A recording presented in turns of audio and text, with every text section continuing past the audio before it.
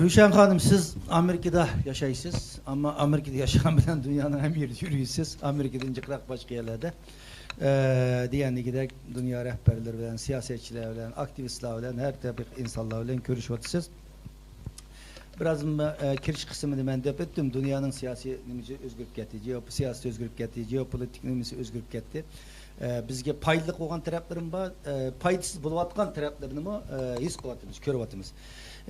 Muşunda bir şaraitin üzerinde sizce dünyanın muşu konjüktürde ya ki muşu siyasette Uygur davasını kandak bir stratejiye bilen ilgili sürüş gerek dep oylaysınız. Köp rahmet. Salam aleykum qarindaşlar.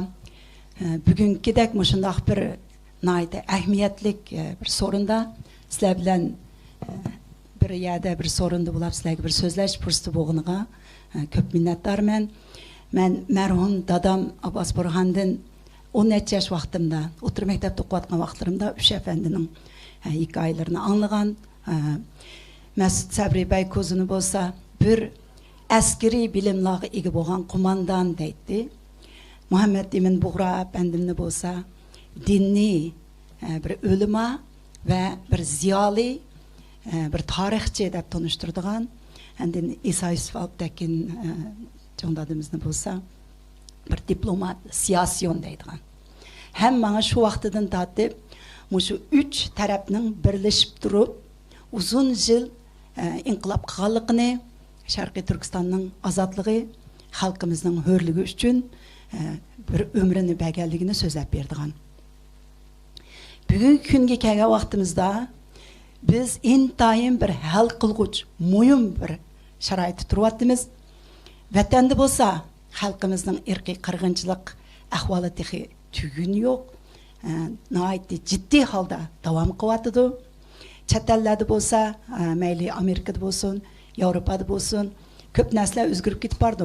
To'lqin apandim deb o'tganga o'xshash inson haqlari degan bu hukm aqo'chaqqa qo'yib qo'yilib, o'zlarininki davlat bexatarlik manfaati birinchi bo'lyotidi. Amerika'da mı hazır burun human rights insan hakları da ettik hazır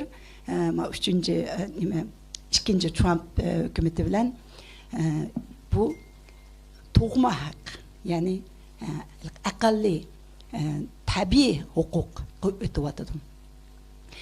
Bundaq şaraytta bizninki hemmimizin bütün teşkilatlar, bütün ikimlerimiz, akademikler, dinni ölümalarımız, siyasi yollarımız, teşkilatlarımız, adukatlarımız, faaliyetçilerimiz, hemmimizinki birleşip durup kılıdığımız, meyli Amerika'ya bolsun, meyli Garip devletlerine bolsun, meyli Müslüman kırındaş ülkelerine bolsun, sizlerinin devletlik, bexatarlik menfaatinle Xitayni cevapkarlık tutuştan keledi. Sizlerinin dinni hukukunla Xitayninki dinge karşı içivatkan uruşunu to'xtatish bilan keladi. Sizlarning 70-80 yıldan beri qimmat qarshini yetildirib, demokrasiya, erkinlik deganlaringlar Xitayni javobgarlik tortishdan keladi. Degan mushu hukmni tang minishimiz kerak. Masalan, 3-4 yıldan beri Ukraynada Rossiyaning Putinninki qanunsuz besib kirishi bilan bu jang bo'lib, Uygurlarning beşiq kelayotgan bu ciddi ahval bir chatga tashlanib qolgandek bo'lardi. Ama biz şunu mu Putinning kaynida Xi Jinping bor, Rusning kaynida Xitoy bor. Hozir mana fentanol Amerikada nihoyatda cho'ng bir problem bo'lyapti. Fentanol deganlik bir zaharlik chekimlik. Buni so'ziga vaqtida biz her zaman fentanolni Xitoyning shu Amerikaga shundaq avatishi, g'arbga chechishi Xitoydagi Afyon urushiga qarta o'chilish degan mush nuqtani uqtirishimiz lozim. Agar Amerikada paravalliq yoki Trump hukumatiningki Amerika birinchi degan bu hukm bo'lgan bo'lsa, uning uchunmi Xitoydagi Uyg'ur majburiy emgaklarni to'xtatish buning eng hal qilg'uch bir omil ekanligini tunishtirishimiz lozim. Ishqilib Xitoy degan vaqtida Uyg'urlar. Xitoy bilan savdo tijorat degan vaqtida Uyg'urlar, Uyg'ur so'yqirimi, mayli solchilar bo'lsin, liberallikki, kishilik huquq yoki bo'lmasa har turli huquqlarni deydiganlar bo'lsin, ularning yeniga kelgan vaqtimizda ayollarning beshiga kelayotgan majburiy tug'dirmaslik nimalari, bola tushirish, zo'rla Xitoylar bilan to'y qilg'izish, mushu masalalarni so'zlashimiz lozim. Hamma yerda har qanday vaqtida bularning o'zining manfaatiga taqab turib so'zlaganimizda, anandikin hozirgi siyosiy nimada biz o'zimizning manfaatimizni qo'g'dab qala olamiz deb ishonaman. Buning uchun biz 1 milliondan 3 milliongacha Uyg'ur jazo lagerlarida desak, bu bir statistika. Baymavi İdris Şahin Bey qayta deb o'tdi. So'zlagan vaqtimizda anglag'uvchilarning aqliqlam emas, yuragiga xitob qilishimiz lozim. Yuragiga xitob qilish uchun faqatlam statistika ya nomerlar emas, birdan biz bilgan, tonigan aile tavabatlarımız, xulum qo'shnilarimiz, ziyolilarimiz, İlham To'xtiga o'xshash, Rayla Davudga o'xshash, Yolqin Ro'ziga o'xshash, Abduqadir Jaloliddinga o'xshash o'zimiz bilgan har bir hikoyani shu insonningki beshiga kelgan kechirmishlari bilan so'zlab o'tishimiz lozim. Bu irqiy qirg'inchilikqa biz ism qo'yishimiz, hikoyasini tunishtirishimiz, ularning xarakterini, insonligini tasvirlashimiz lozim. Shunda qilgan vaqtimizda anglag'uvchilar faqatlanma anglab, shu minutning o'zida azroq bizga hissdoshlik qilib, voy bechora millat deb o'tib ketmaydi. Men vaqt munosabati bilan yana bir nima bor. Mening dadamninki men davomliq kichigimizda bizga ailemizda deb bergan bir hikoya bilan so'zimni tugatay. Buni deyishimninki sababi men beshida deb o'tganimdek hamma tarafninki birlashishi, bir birliksab qurish hozir biz uchun intayin muhim va hal qilg'ush bir omil bo'lib qoldi. Burunga o'xshash tashkilotni, A guruhninkida, M guruhninkida deb yursak, yana bir qatim biz fursatni qo'ldan berib qo'yamiz. Xuddi Manchuriya dinasti yemirilgan vaqtida biz o'zimizning ichimizda qilib, hech nimaga ulgurmay qolganimizga o'xshash. Baytin beri so'zlab o'tyapmiz.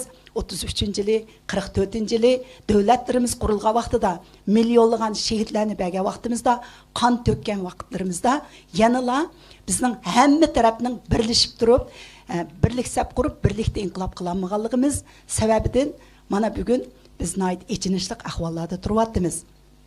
Hatta shu irqiy qirg'inchilikning dastlabki mezgillarida 2014 Lopnerda birinchi qatim jazo lageri qurilgan vaqtida yoki bo'lmasa 2017-yili 4-oyda 1 million Uyg'urni jazo lageriga tutib akirib ketgan vaqtida biz yetishamadik. Chunki biz o'z ichimiz bilan qolgan. O'zimizning orasimizdagi kayoslarning ichida qolgandik.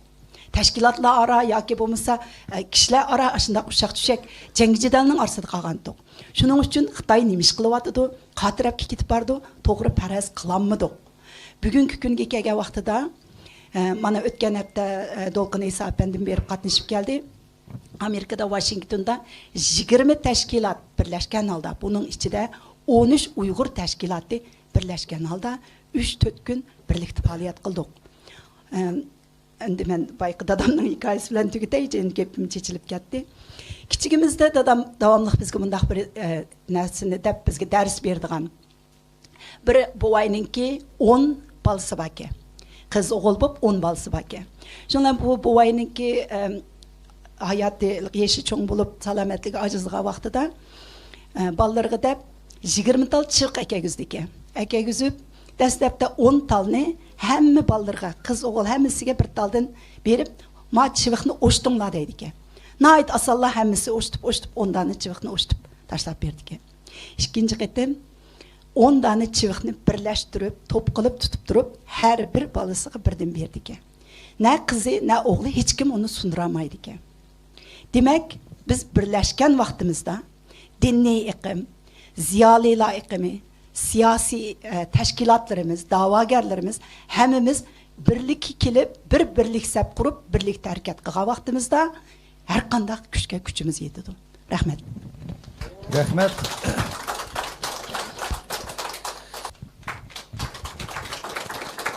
Ruşen Hanım siz abiyen degendeki dünyanın hem yerde bu davanı anlatış için geç gündüz çek batısız, hizmet batısız.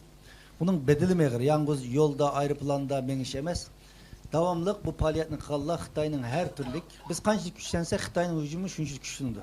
Bunu mən müdəyendim tatqan, Zümrətayım tatqan, müşahid oturğan, həmimiz hər günüsü oxşaş bulmağan şəkildə onun dədini, təmini, tetkivatımız, bəzi taşıvatkimiz gibi tutudu bu davanı. Çünkü Uygurca sözləydiğən Xitayla mı bakıyor bunun içinde. Şununla ucumlaşıyorlardı mikirdi.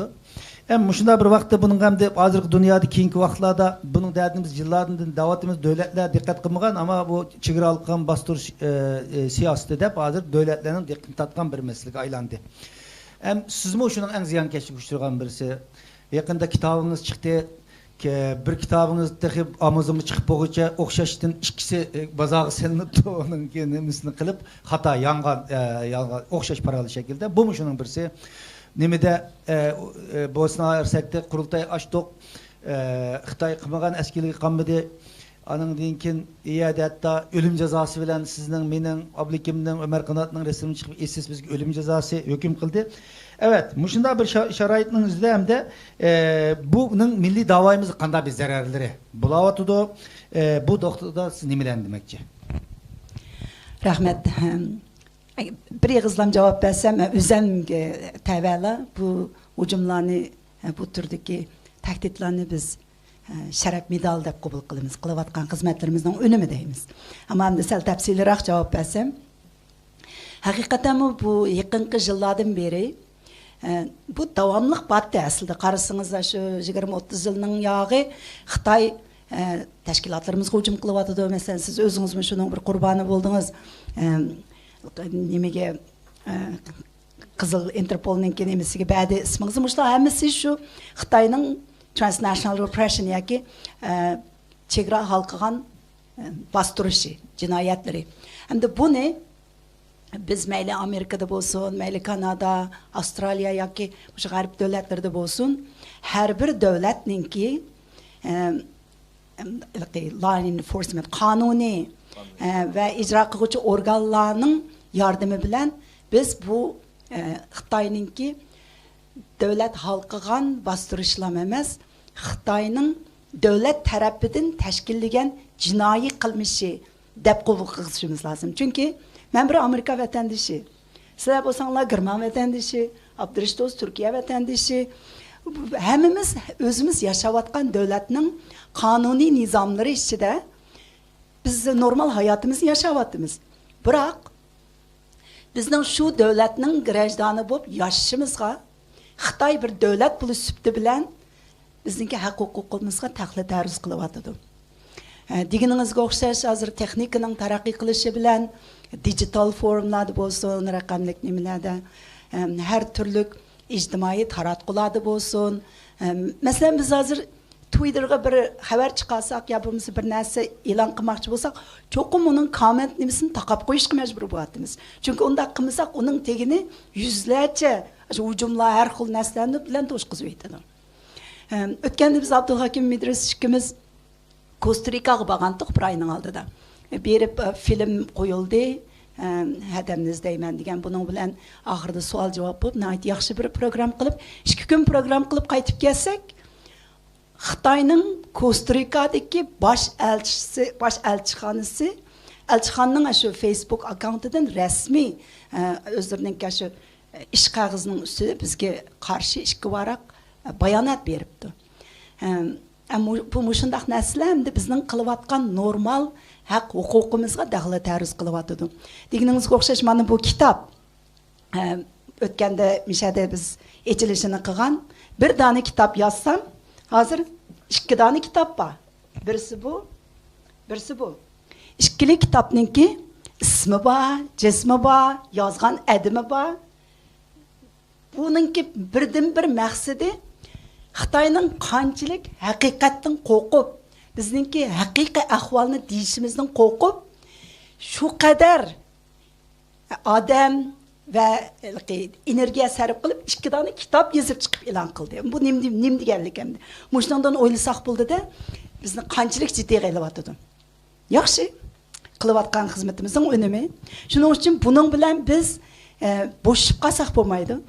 Ya ki bu mesela iradimiz nem kılıp ya ki yalğız kalganlık es kılıp bulmayı o yani bir nokta hazır vatandın yalğız uruk tuqqanlarımızı görəge elişlam emas. Ulardan bizge telefon kıgızıp bizge besim kıgızıslam emas. Hazır bir kısım adamlarga vizi berip ya çaqırtıp apırıp ya ki ularning uruk tuqqanlarini chatlarga chiqirib mushu da'vo qilayotgan da'voning oldidagilarni va tashkilotlarni yetim qoldirishga tirishyapti. Bizni e'tiborsizlashtirishga tirishyapti. Shuning uchun hamda biz qila oladiganimiz buningda işte hujumlar bo'lgan seri biz to'g'ri yo'lda ekanmiz. Bizning qilayotgan ishimiz, da'vatgan so'zimiz va yetkazayotgan mesajlarimizning hammasi nuqtaga tegibdi, nishonga tegibdi, Xitoyning jiniga tegib etibdi deb qabul qilib, mujodalamizni davom qilishimiz lozim. Rahmat.